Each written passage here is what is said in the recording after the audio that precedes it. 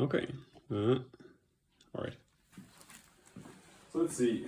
Let's try to demonstrate how to do a intubation as it would be done in an operating room here in Sweden, at least. So first of all, we have our patient. We have operatively evaluated their airway, looked into their mouth and seen what their Malampati is. Of course, seeing what kind of ASA classification they are, if they've been fasted, and so on and so forth.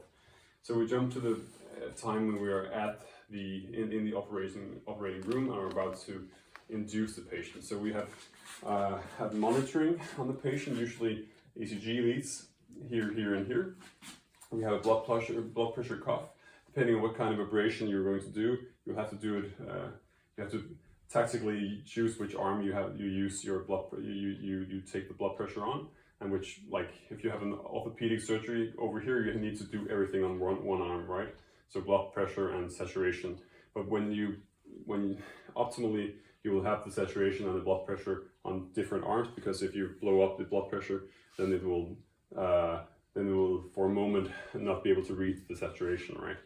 So, but you monitor the patient blood pressure wise, ECG wise,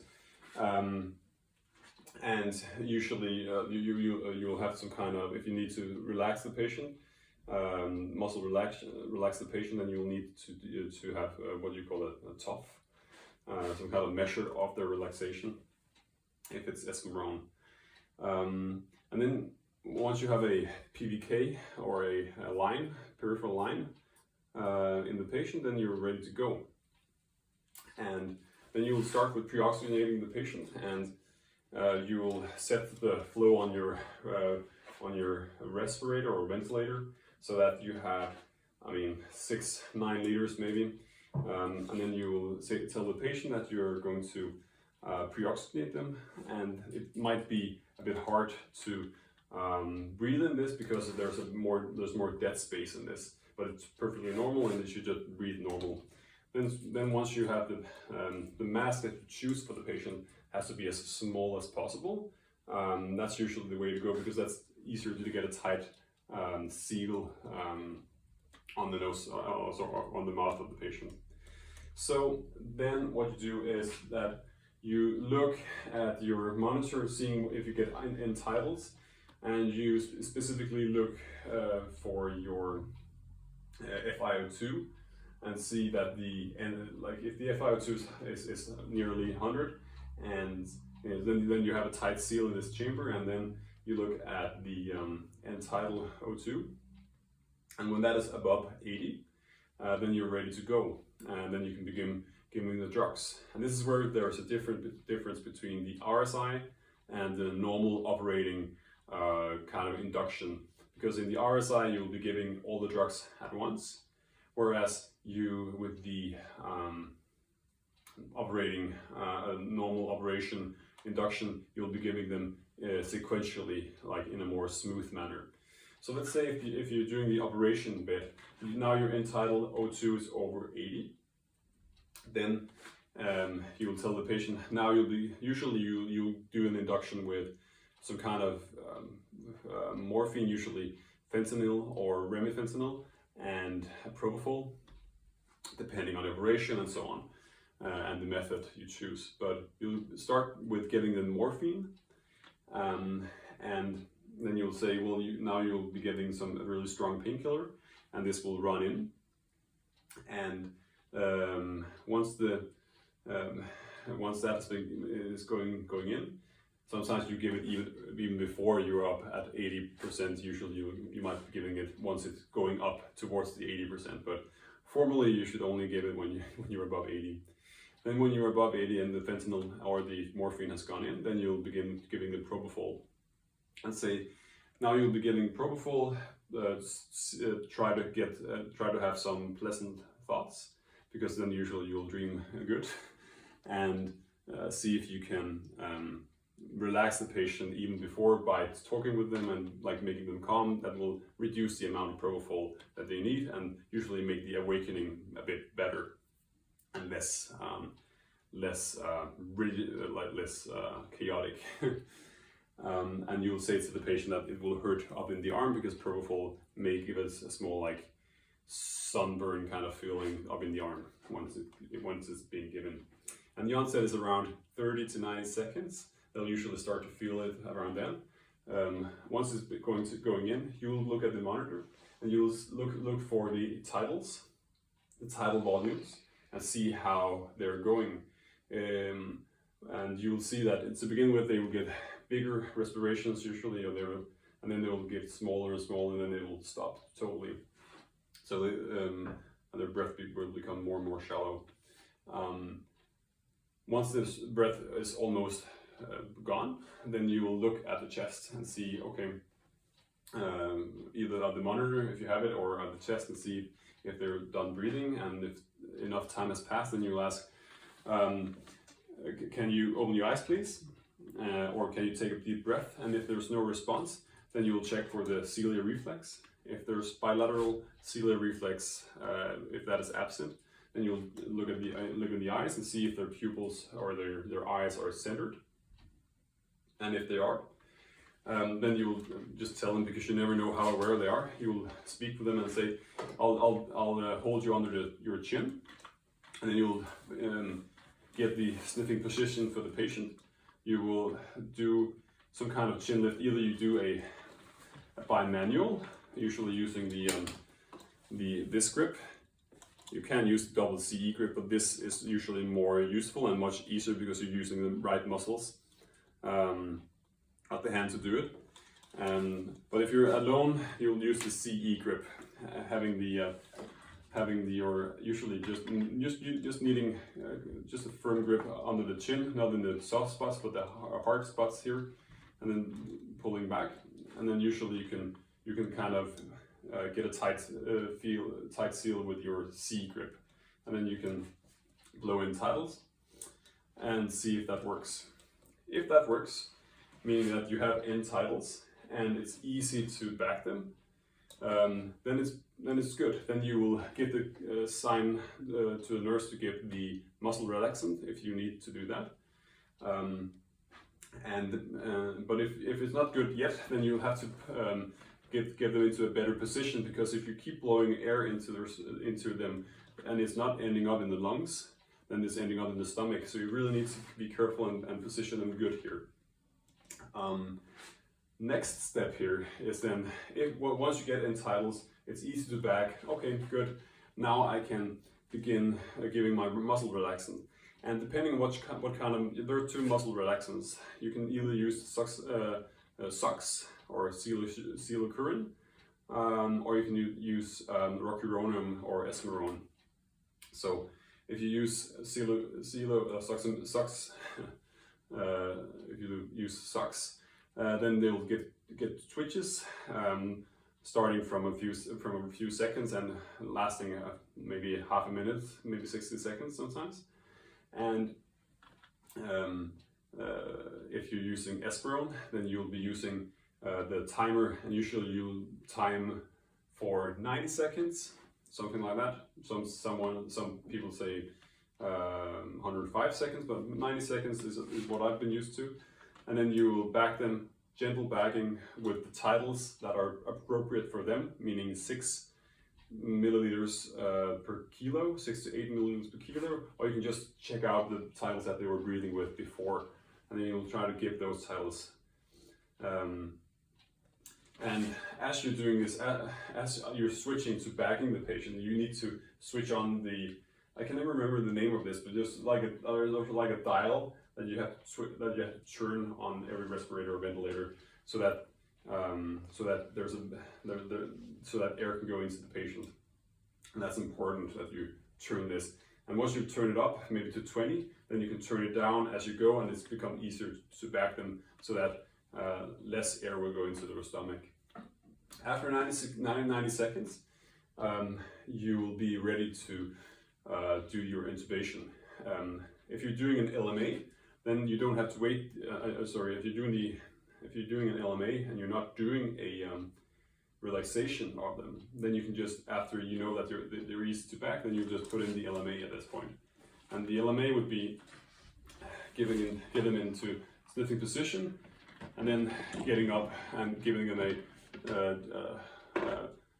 not a jaw thrust but a chin lift, and then with your right hand and a bit of gel on the LMA. Let's say my assistant here has I'll just get a 4 maybe, and get a bit of gel here. This is an eye gel, and then you can do a chin lift on the chin, and then either you go in so that you go in on the side of the mouth on the patient's right side, passing the tongue, and then get it in. So just get it in here, and then you can just twist it a little bit. And usually, even if the tongue gets caught, you can almost always just with gentle force and a bit of rubbing and rocking from side to side, get it in easy. Otherwise, you can, as I said, get it into the chin, into the right chin of the patient, passing the tongue like that. And different of these are different. There's the air cue, there's the eye gel, which is this one, and then there's several other brands of this, and each of them needs to has some problems and has some good sides that and then but most of them can will glide in with these techniques. But if you're doing the intubation at this point, then you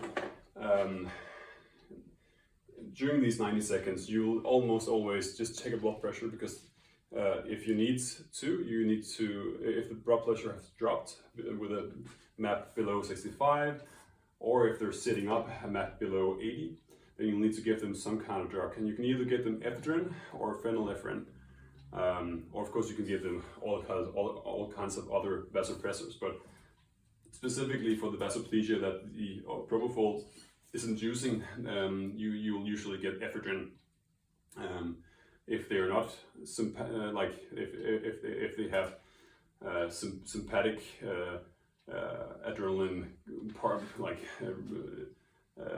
in their body still, so that you can utilize that, then you'll give them usually 5 milligrams of ephedrine, which is usually 5 milligrams per milliliter. So we'll give them 1 milliliter to 2 milliliters. If they don't have a line, you can pre-medicate them with 25 milligrams, for instance, of subcutaneous ephedrine as well. That works as well. If you know that they're going to lose their blood pressure, you might as well pre-medicate them. And that's more relevant for the patients that are ASA 3 or 4 or have soft blood pressures to begin with. Okay.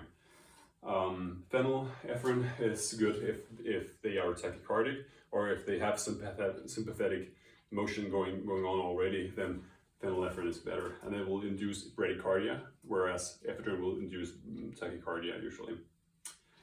Okay, but let's say that there's not been any blood pressure drop, and we're ready to do the intubation on the patient. Then we'll get the, let's see, I'll get my assistant and I'll get the laryngoscope. And here it is. You'll usually get the laryngoscope in your right hand and holding it with a, not up here, but usually it's a precise movement, right? So you do a feather grip, and you'll try to position the patient as good as possible. Get them into the sniffing position, and usually there's different ways. Some people scissor their mouth open, but I've become more and more accustomed to that, just holding them below their head, because then you can also, if something goes wrong, you can help doing.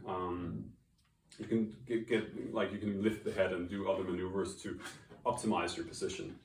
So I'll do like this and get them into sniffing position with a cushion here, and so that they have kind of ear to sternal notch. And sometimes you have to lift them a little bit, and then you will go into the patient's mouth on the right side, and then you'll once you're in quite deep, usually you have to go in a little deeper than you think, and then you'll see the uvula. That's what George Kovacs calls the EVLI. You have to find the uvula to begin with, and once you find the uvula, you can take the camera there maybe, and then we can just show it. So yeah, all right. So I'm here. And you can go on my slide here, and then we can look into the mouth maybe. So what I'm doing is I'm going in here on the side, on the patient's left, on the right side of the mouth here, and then I'm centering like this movement here. So let's see if we can get the camera up there. There, okay. And then, so I'm going in on the patient's, once again, in on the right side here. And then I'm from here going to center it there, and there's the uvula. And then from here, I'm going to look at the uvula is going to point towards the vallecula. And you can see the vallecula down there, usually. So I'm going to move a little bit further in, and what we're not going to do is we're not twisting like this, because that will hurt the teeth. We're going to pull up. And in this one it's quite tight. It's really tight doll, this. But you will be able to find the hole here. I'm not sure you can get it on the cam, but I think it's there in that angle, something like that. And I'm going to pull. Now I have a bit of difficulty going here, so I'll tell my surroundings at this point. Okay, can I see something or nothing? And if I can see something, can I see everything or just half? And when I'm saying half or everything, I mean the whole, the trachea, right? So here I'll say I can see nothing, because that's what you're seeing right now. I can actually see something here. And sometimes you can say, okay, if you see nothing, maybe, do you see the vallecula? Do you see the epiglottis? Yes, I do see the epiglottis. I'm actually in the vallecula now. And then you can say, oh, maybe you should go further in or further out. Because usually once you hit the vallecula on the right spot, then it will jump a little bit up. You can check out the George Kovacs videos on EVLI for details on this. But once you're here, you can do the Kovacs kata, or the MCRIT kata, which is neck, head, hands, scoop, pull back. So neck, you can do what you call bimanual. So I can press here while if they're a bit anterior, meaning that their entire trachea and all is a bit up here, and I need to have a view. Then I can push it more posterior here by pushing on the Adam's apple, or the tracheal cartilage. And once I have a good view, I can tell someone to put your hands here, and then they can hold here. And it's important that this is not a burp, and it's not a cricoid pressure either. This is just bimanual laryngoscopy. Okay, so now I have a much better view. If I didn't, that's the neck.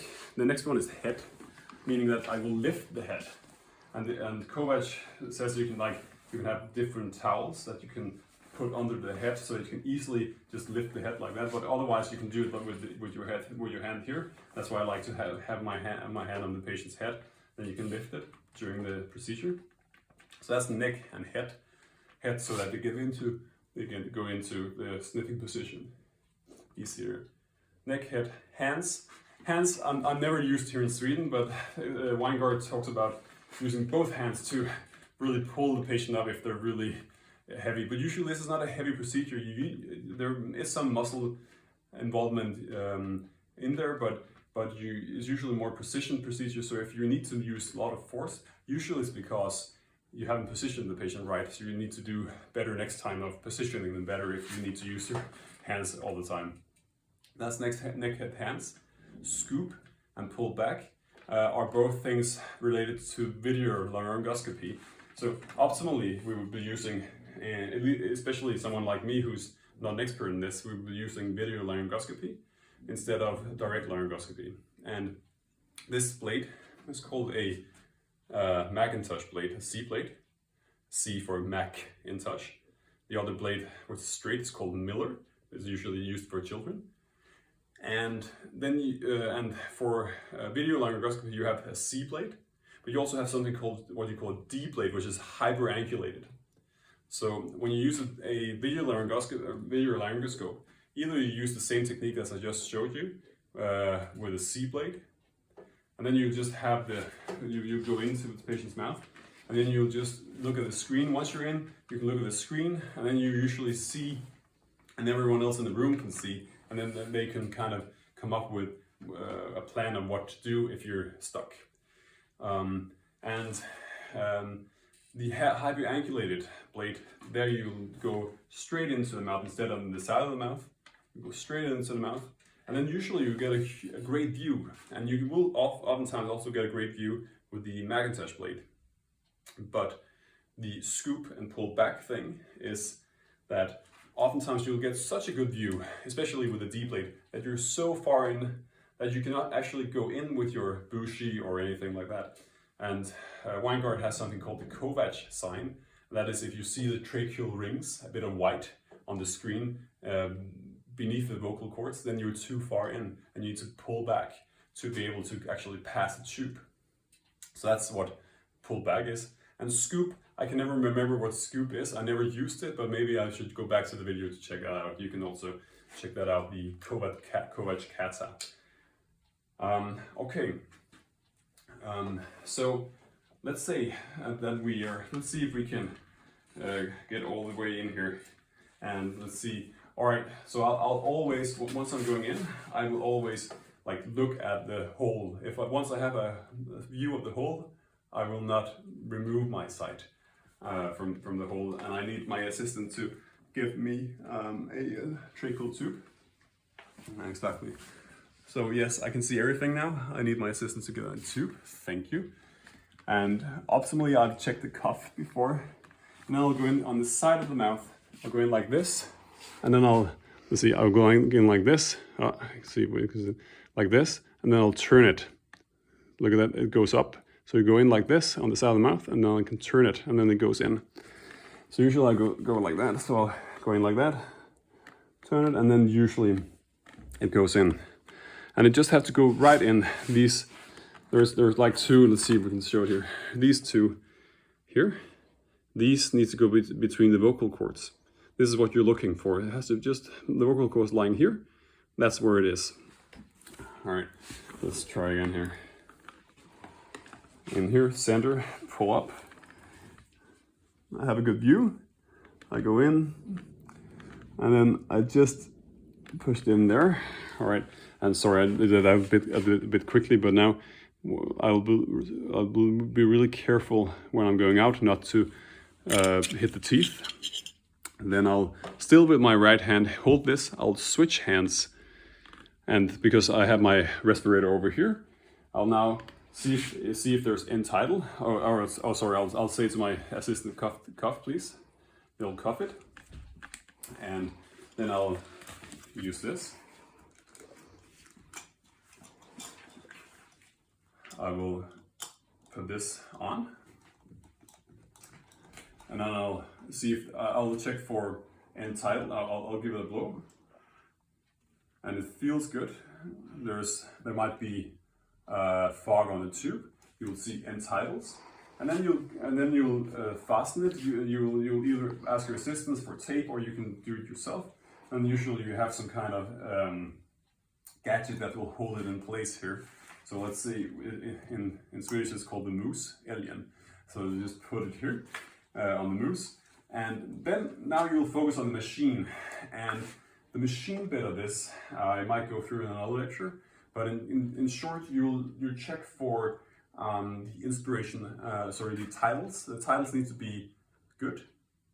Okay, the titles need to be 6 to 8 milliliters for this patient. And if they're not good enough, then you'll have to pull down the inspiratory pressure from usually 12 down to 8, something like that, so that the titles are good.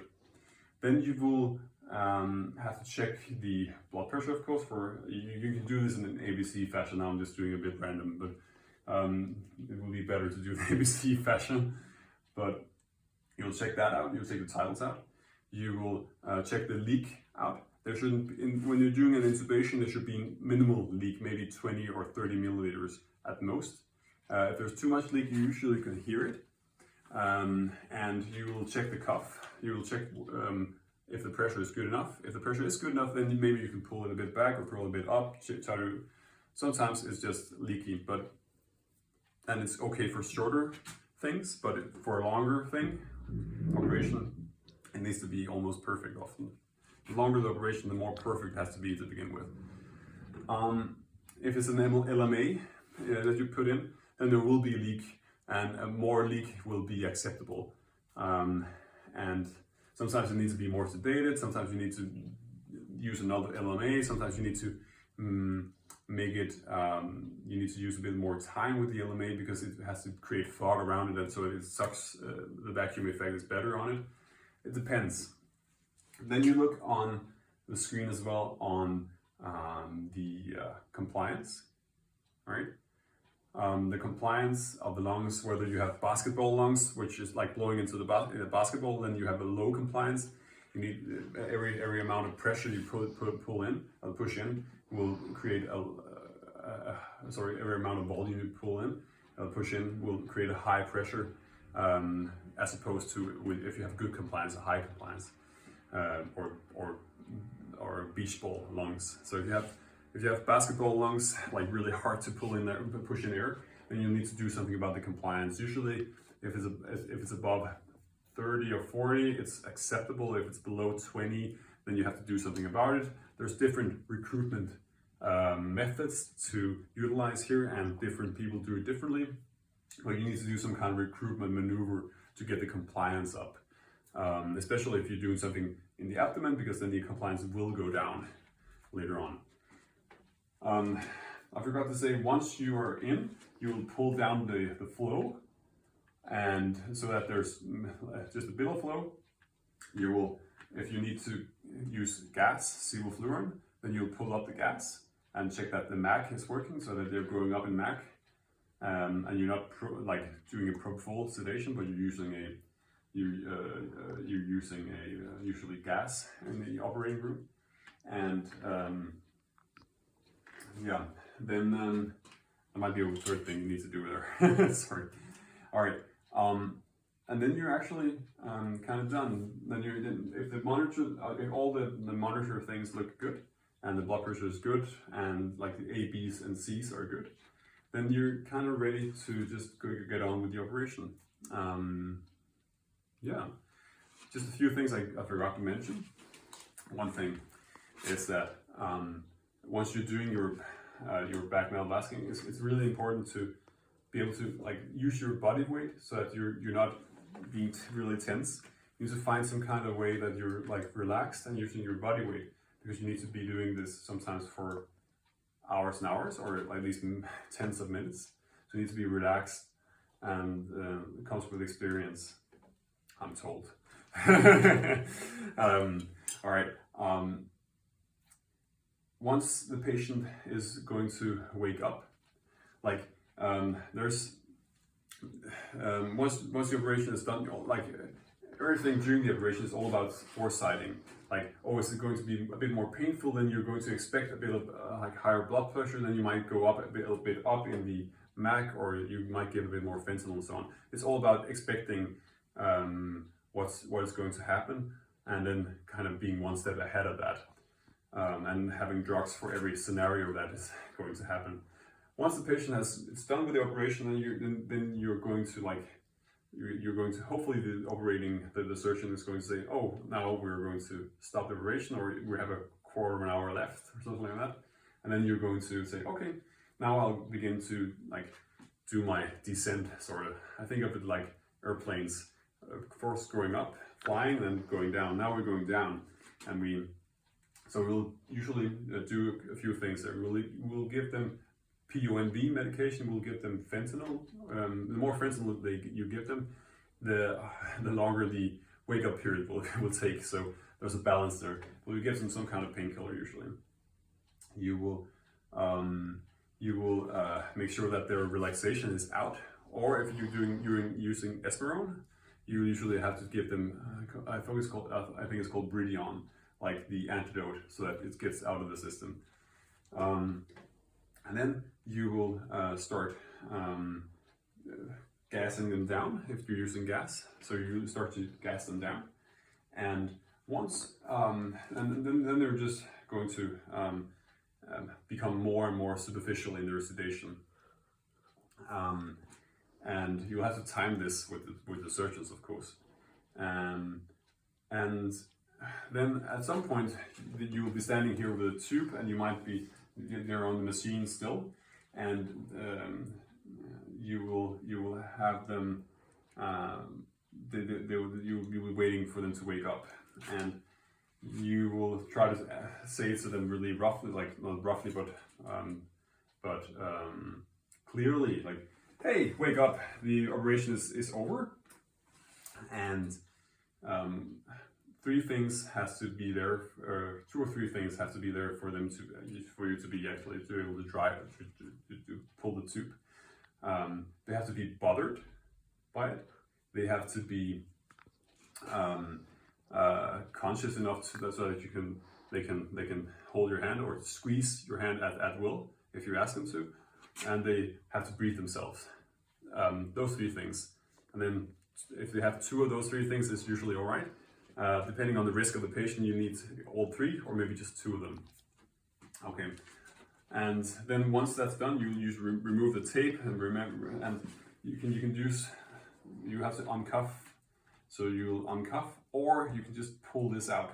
In a crisis, you can just pull this apart, these two, right? So you can just pull this off. It goes off easily, and then you're done. Pull it up, then off with the head, and so that they can breathe and they get the chest off their breathing apparatus, right, or their stomach off the thorax, and then you'll grab them to post-op once they're ready. Yeah, so that's kind of a quick and dirty run through of what we need to do in the emergency departments. As emergency physicians in the operating room once we're doing rotation there, and we can apply and tweak this once we're doing RSIs in the emergency department if we need to do so. Okay, thank you.